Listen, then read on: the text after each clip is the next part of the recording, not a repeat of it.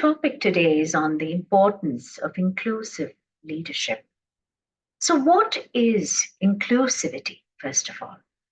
Inclusivity is when we are very conscious of making others feel most welcome, and we are very open in terms of understanding the diverse backgrounds they come from. Now, this is just a very simple meaning of inclusivity. We now move on to inclusive leadership. So, what is inclusive leadership? Inclusive leaders lead with an openness to diverse perspectives, and they also make sure that benefits are distributed equitably, providing also diversity and inclusive training as well in amongst the team that they are leading. So, what is the problem when you do not have an inclusive leadership in an organization? It damages the workplace culture, number one. Number two, it also weakens customer relationships. Now, when we talk about a corporate background or an organization with regard to inclusive leadership, I'd like to mention that when we consider respect for diversity, we need to also look at our personal background as well. To what extent are we open to people who are very different from us? This makes me think of a time many years ago when I had just started my career as a trainer.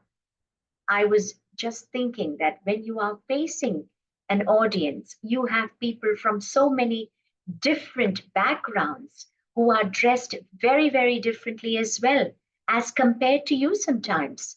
But how open is something which is very important and also impacts the training program.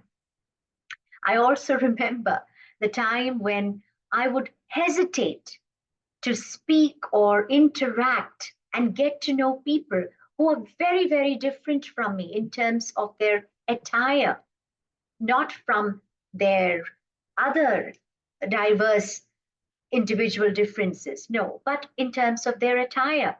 I would always wonder, will I have something to tell them? Will they be also having something to tell me? Would we have anything to connect? Which was wrong, I realized many years later. Because no matter what, it is important that we keep an open mind when it comes to people and their differences, and of course, the backgrounds that they come from.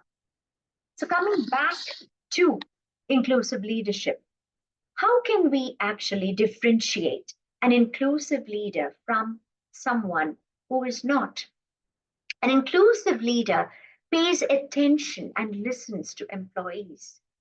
And they also believe in very, very carefully looking at their current recruitment policies and strategies. They also reevaluate company policies periodically. And most of all, they create a very, very safe place for their team to thrive and feel happy and satisfied with the organization.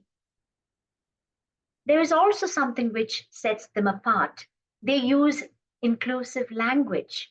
They also believe in boosting engagement and creating a sense of belonging, which is so important because people can be from various backgrounds. But how much of time do we spend in making sure that we know them, we understand them, we understand their backgrounds so that they can feel welcome where they are working?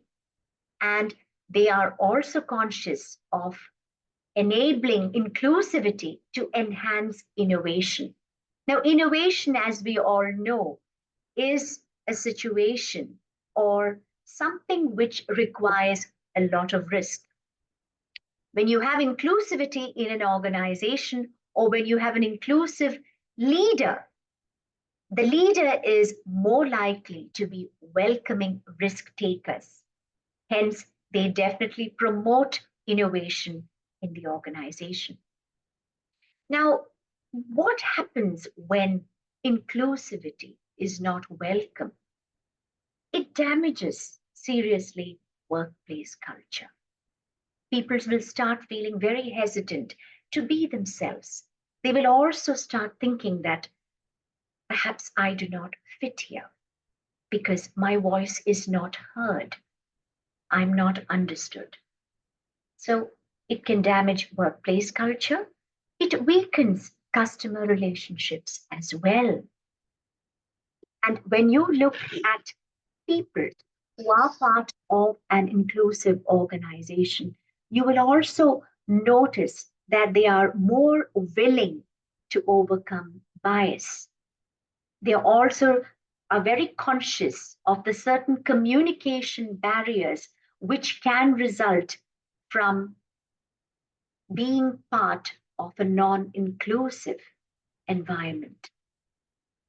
At the same time, they believe in representation as well. They are more likely, they are more likely to be open when it comes to having people from different backgrounds be represented in the organization. And there is also greater pains taken when it comes to integration of people from different backgrounds. So, how can we create an inclusive environment or an organization? The first one would be to educate and train. Now, this is extremely crucial because, as we all know, when you are going to an organization or when you're even perhaps going to a grocery store, what you are able to receive in terms of customer care or service is a reflection of the training that the person receives at the counter.